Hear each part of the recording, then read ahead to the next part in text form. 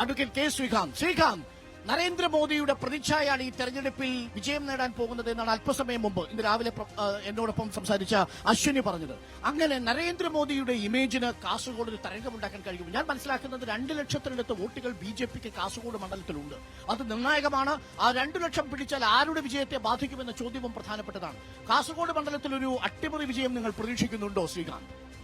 ഇത്തവണ ഈ തെരഞ്ഞെടുപ്പ് നരേന്ദ്രമോദിജിയുടെ ഏറ്റവും മികച്ച ഭരണത്തിനുള്ള ജനവിധിയായിരിക്കും കാസർഗോഡ് ഉൾപ്പെടെയുള്ള കേരളത്തിലെ ലോക്സഭാ മണ്ഡലത്തിൽ വരാൻ വേണ്ടി പോകുന്നത്.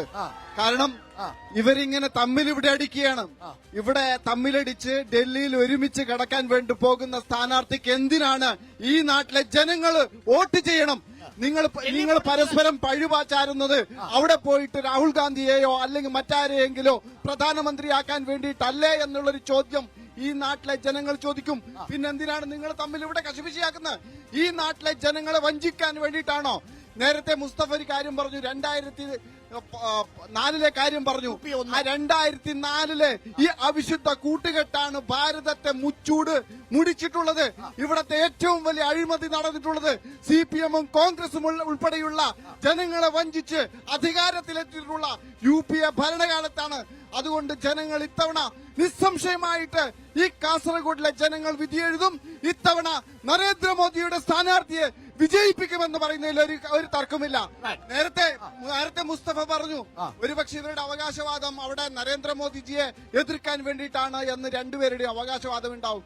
ഞാൻ അങ്ങേയറ്റം ബഹുമാനിച്ചുകൊണ്ട് തന്നെ പറയട്ടെ, CPM-ന്റെ ഇവിടത്തെ സ്ഥാനാർത്ഥി ശ്രീ ബാലകൃഷ്ണൻ മാസ്റ്റർ അങ്ങേയറ്റം ബഹുമാനിച്ചുകൊണ്ട് തന്നെ പറയുകയാണ്.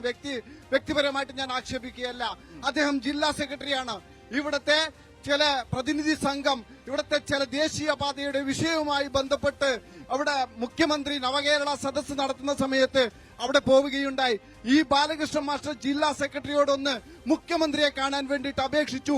ആ സ്വന്തം പാർട്ടിയുടെ ജില്ലാ സെക്രട്ടറി ആയിരിക്കെ സ്വന്തം പാർട്ടിയുടെ മുഖ്യമന്ത്രിയെ പ്രതിനിധി സംഘത്തിനോട് ഒപ്പം പോയി ഒന്ന് മുഖ്യമന്ത്രിയെ സന്ദർശിപ്പിക്കാൻ പോലും കഴിയാത്ത ആളാണോ നരേന്ദ്രമോദിയെ ഇവിടെ നേരിടാൻ വേണ്ടി പോകുന്നത് എന്നുള്ള ചോദ്യം വളരെ പ്രസക്തമാണ്. അതുപോലെ തന്നെ രാജ്മോഹൻ ഉണ്ണിത്താൻ ഇത്രയേറെ രാഷ്ട്രീയം കണ്ട് പ്രവർത്തിക്കുന്ന ഒരാളെ നമുക്ക് കാണാൻ വേണ്ടി സാധിക്കുന്നില്ല. അതിന് ഏറ്റവും അവസാനത്തെ ഉദാഹരണമാണ് താങ്കളുടെ ചാനലിൽ തന്നെ പറഞ്ഞിട്ടുള്ള ഒരു അഭിമുഖം. അദ്ദേഹം എന്താണ് പറഞ്ഞത്? ശ്രീ സുരേഷ് ഗോപിയുടെ മകളുടെ കല്യാണത്തിന് ഞാൻ പോകാൻ വേണ്ടി ഒരുങ്ങിയതാണ്, എന്റെ സുഹൃത്താണ്. പക്ഷേ നരേന്ദ്രമോദി വരുന്നത് കൊണ്ട് ഞാൻ ആ കല്യാണത്തിന് പോയില്ല, ഞാൻ ബഹിഷ്കരിച്ചു എന്ന് പറയുന്നത് ഒരു സ്വകാര്യ കല്യാണത്തിന് പോലും ബഹിഷ്കരിക്കുന്ന നിലപാട് പറയാം. ഒരു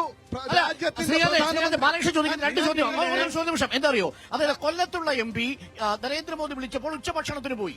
എന്നാൽ കാസർഗോഡുള്ള MP നരേന്ദ്രമോദി വിളിച്ച കല്യാണത്തിന് പോകത്തില്ല. അതൊരു നിലപാടാണ്. ആ നിലപാട് എന്ന് പറയുന്നത് അങ്ങേയറ്റം രാഷ്ട്രീയ അന്ധത നിറഞ്ഞതാണ്. അങ്ങനെ ഒരു നിലപാടുണ്ടെങ്കിൽ സ്വന്തം കുറി മായ്ക്കാൻ പാടില്ലായിരുന്നു. വിശ്വാസത്തിന്റെ കുറി മായ്ച്ച ഈ രാജ്മോഹൻ ഉണ്ണിത്താന് നിലപാടാണ് അലർജി. ഈ സ്ഥാനാർത്ഥിത്വം പ്രഖ്യാപിക്കുന്ന രാത്രി 10:30 മണിക്കില്ലാത്ത അലർജി രാവിലെ 10 മണിക്ക് ഈ കാസർഗോഡിന്റെ മണ്ണിലെത്തുമ്പോ എന്തിനാണ് അലർജി വന്നത്? തീവ്രവാദി സംഘടനകളെ വേണ്ടിയിട്ടാണ്. എന്റെ പ്രിയപ്പെട്ട ശ്രീകാന്തിനെ ഞാൻ വെല്ലുവിളിക്കുന്നു. കാസർഗോഡിന്റെ ഹൃദയത്തിൽ നിറഞ്ഞു നിന്ന ശ്രീ രാജ്മോഹൻ ഉണ്ണിത്താൻ, ഇവിടുത്തെ ആചാരങ്ങളെയും അനുഷ്ഠാനങ്ങളെയും 5 വർഷം കൊണ്ട് സ്വായത്തമാക്കിയ ശ്രീ രാജ്മോഹൻ ഉണ്ണിത്താൻ, ആ രാജ്മോഹൻ ഉണ്ണിത്താൻ ഒരു ദിവസം ലളിത സഹസ്രനാമവും വിഷ്ണു സഹസ്രനാമവും കാണാതെ ചൊല്ലുമ്പോ അതിലാദ്യത്തെ ഒരു 12 വരിയെങ്കിലും കാണാതെ ചൊല്ലാൻ ഞാൻ ശ്രീകാന്തിനെ വെല്ലുവിളിക്കുകയാണ്. നിങ്ങളുടെ ഈ കപട ഹിന്ദുത്വം